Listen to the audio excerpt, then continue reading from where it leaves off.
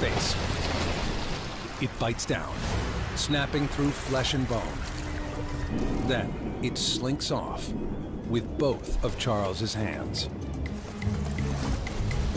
He needs to get to shore, but his wounds are gushing blood. Luckily, lifeguards are on the scene to rescue him. But will they get to Charles in time, or become the shark's next victims? Joe Soika is picking berries near his campsite in Ontario's Lake Missinaibi Provincial Park. But his quality time with Mother Nature is about to take a dark turn. Something's stalking him.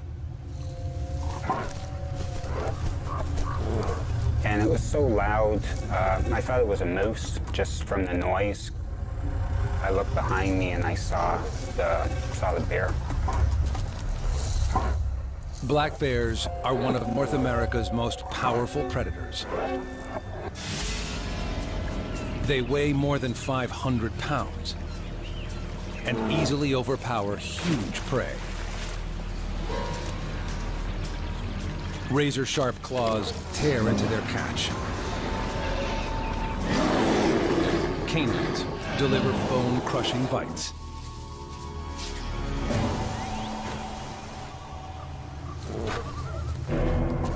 I thought, well, maybe it's the blueberries.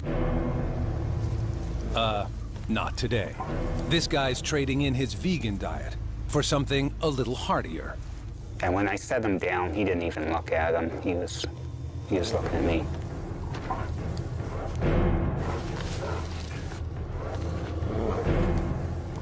He didn't stomp his feet. He didn't growl. He didn't stand up. He didn't do any of the things that the book says that they will do. And then when he stopped, I realized this was really serious. The bear ignores the blueberry bait and charges Joe.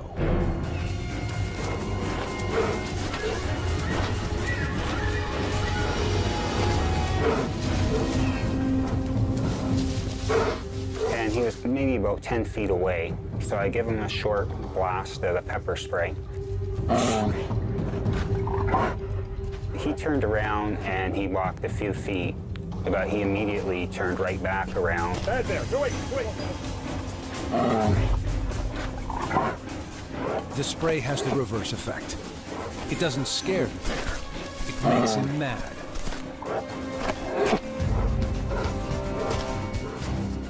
The camp was probably about 100 yards, so I took off running. Attacks by black bears are extremely rare. Grizzlies are usually the culprits. 800 pounds of muscle, claws, and teeth. There's never been a black bear attack in this Ontario park. Until now. He comes just crashing out of the brush, and you hear that thump, thump, thump. The million things are racing through your head. I thought, like, this might be it for me.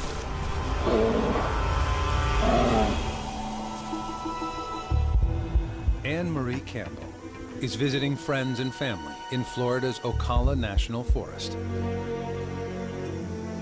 Steps away from their camp is Juniper Creek, a great spot for snorkeling.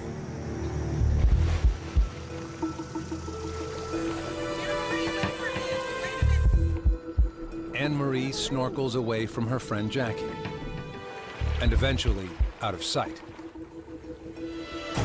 But there is something watching her. Alligators have been hunting and killing for 200 million years.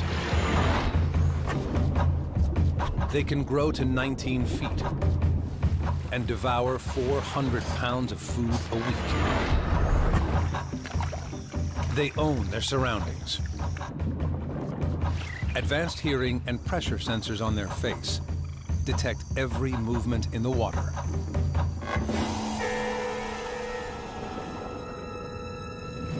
Which is what this one's using to gauge Anne-Marie's exact size and location.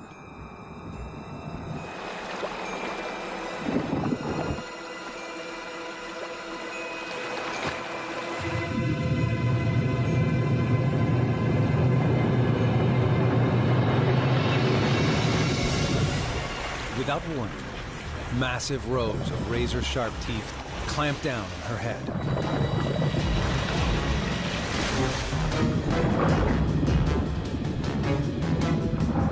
And she's dragged underwater in a violent death roll.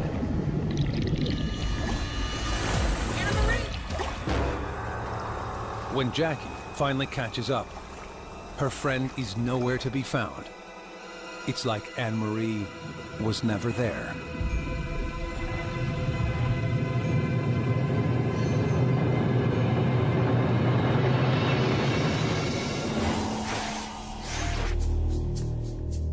Near the Russian-Chinese border, Sergei Sokolov and Vladimir Ozchuk are studying the most endangered big cat in the world, the Amur leopard. They've been tracking one for 16 miles, so they need to head back to camp now to make it before dark. Then, a new set of tracks catches Sergei's eye, and he wanders away from Vladimir, backtracking over the footprints to keep from sneaking up on the cat from behind. But something is on the path heading toward him. He went behind the hill and vanished from my line of sight.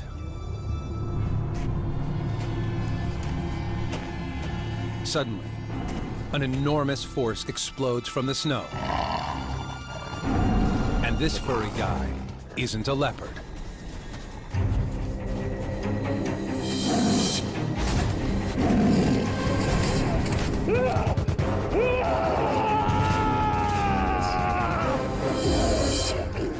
Siberian tigers can grow to 13 feet and weigh 700 pounds. Gigantic strides allow them to reach speeds of 50 miles per hour. And their jaws can snap bones like twigs.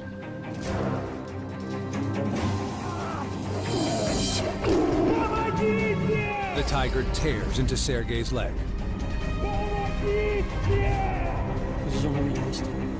In a minute, I heard Sergei screaming. Vladimir is paralyzed with fear, and every second he wastes brings Sergei one step closer to death.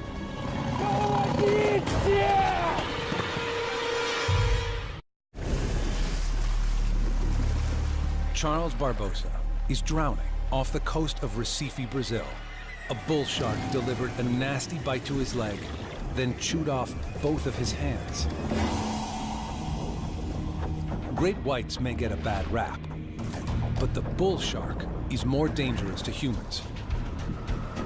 They live in the shallows and love to hunt near the shore.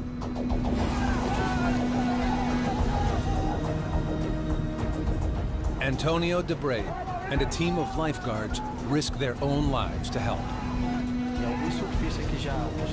Some surfers who had already left the ocean tried to hold us back to keep us from going in, but we knew our mission, so we went to help him.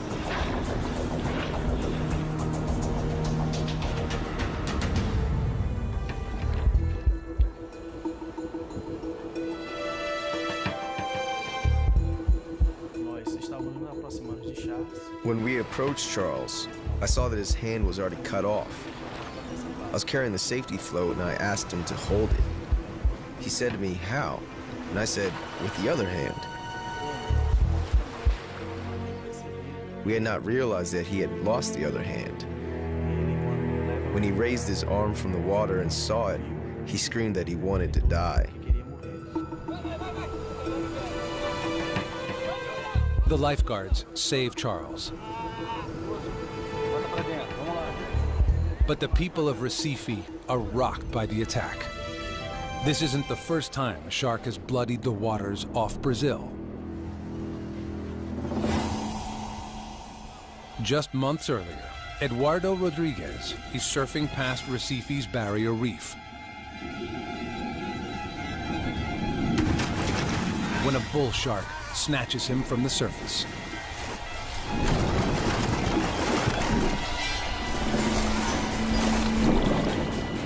Eduardo is able to fight him off, but the shark still makes off with his leg.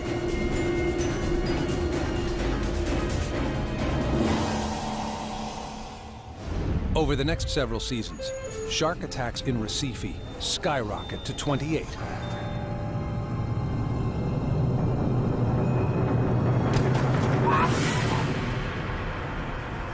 The government outlaws surfing, but the carnage continues.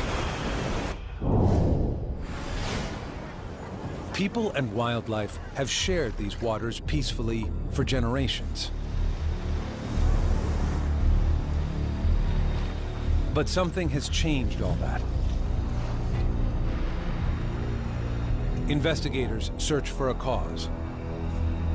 But can they solve the mystery before the next bloody attack?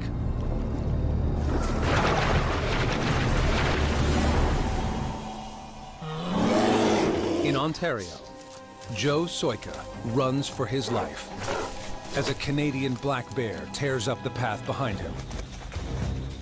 But this is one race Joe can win. The bear on his heels can run 30 miles an hour, so Joe opts for a different tactic.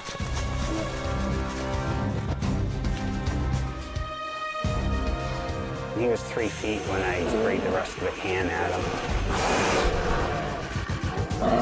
He took a quick jump back and turned around and started to run. And just as he started to run, he turned his head and looked at me.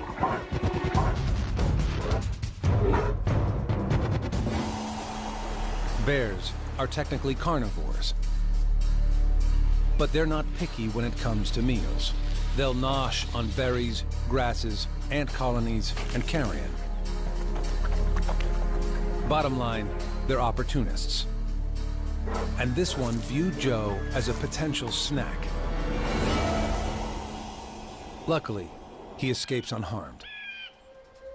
But 10 days later, the same bear is at it again. Jackie Perry and Mark Jordan are camping across the lake from Joe.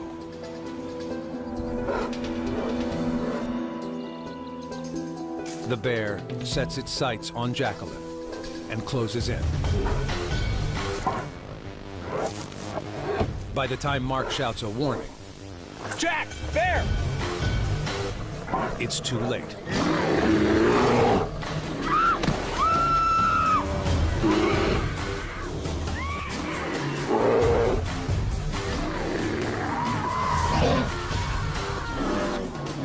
Mark attacks the bear and pries him off his wife. But he's unarmed and now in a violent bear hug. Deadly canines sink into Mark's neck. Then he's flung aside like a rag doll.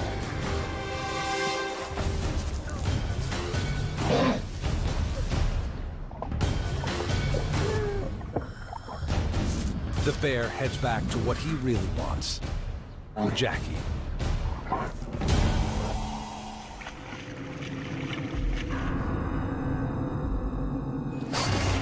Anne-Marie Campbell's snorkeling adventure has turned into an underwater nightmare.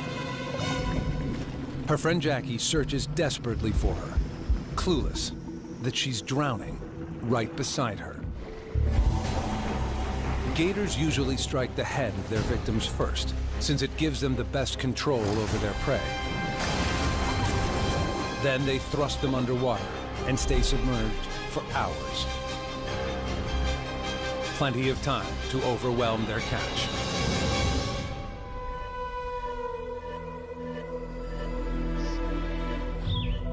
During droughts, these giant reptiles migrate in search of a new home, walking up to a mile in a single day.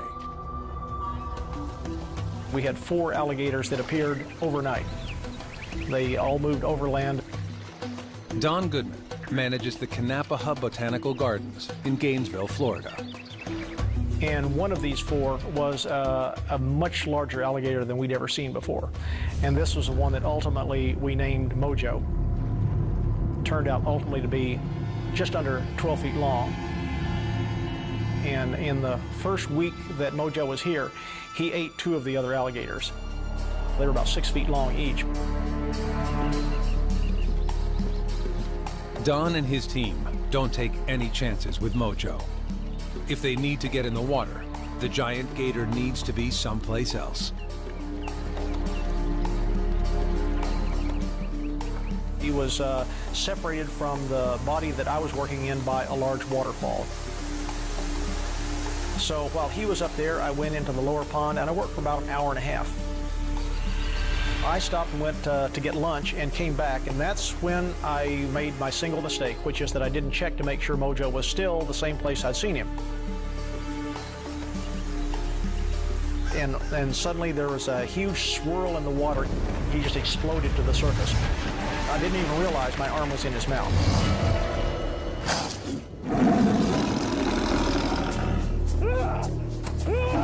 Vladimir Ozchuk's friend, Sergei, is being attacked by a humongous Siberian tiger. I was very scared.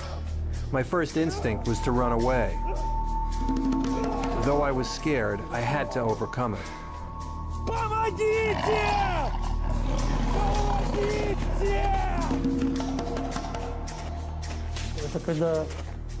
When I climbed a hill, all I saw was a gray shadow, moving away fast in long leaps. Серега! Серега, ты как? Ты чё, цел? The tiger leaves Sergei in a pool of blood, but he's alive. I saw him lying there, writhing with pain, and my first reaction was, it's a good thing he is alive. Like most big cats, tigers attack the head and neck of their victims. One bite is all it takes to drop most prey. But the tiger that sliced open Sergei's leg didn't go for the kill, and he didn't get a meal. Bleeding profusely and in shock, Sergei manages to go from patient to doctor. Surprisingly, it was Sergei who helped me a lot here. After this serious trauma, he gave me advice, what to do first and what to do next.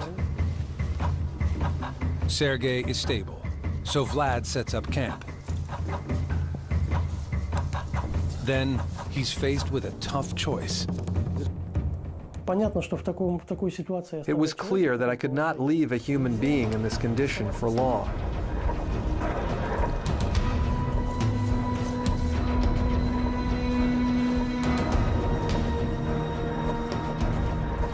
Their camp is more than 16 miles away, over brutal terrain. But Vladimir is determined to save his friend.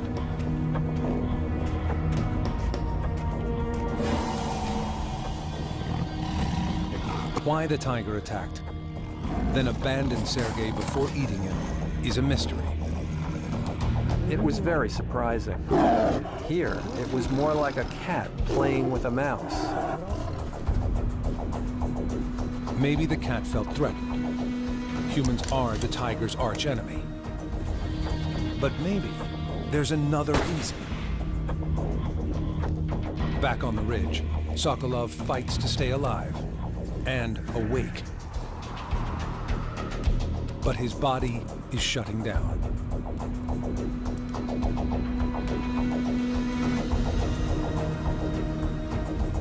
Vladimir has already trekked 10 miles through snow and brush, but base camp is still 6 miles away. He's run cross-country his entire life, but the stakes have never been this high.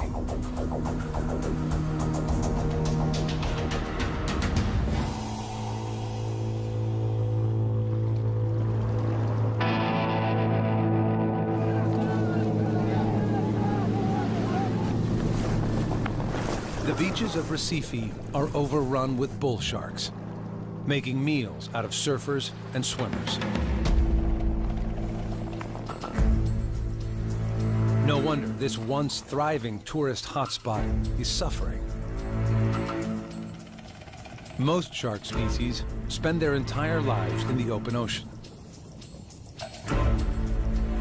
But bull sharks head for fresh water when it's time to have their pups. The murky water and mangrove banks found in nearby estuaries provide excellent shelter for baby bulls. But a prime nesting spot near Recife was destroyed when a massive shipping complex was built right on top of the bull shark habitat. This could help explain the high number of attacks. Soon, the number of casualties reaches 30. The government doesn't know what to do. So they sit back and hope that the attacks stop soon. Only then can they lift the ban on surfing and see tourism flourish again.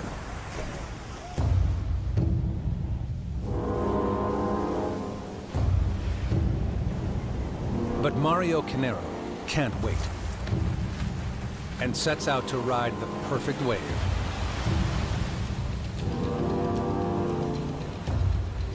It's a decision he soon regrets.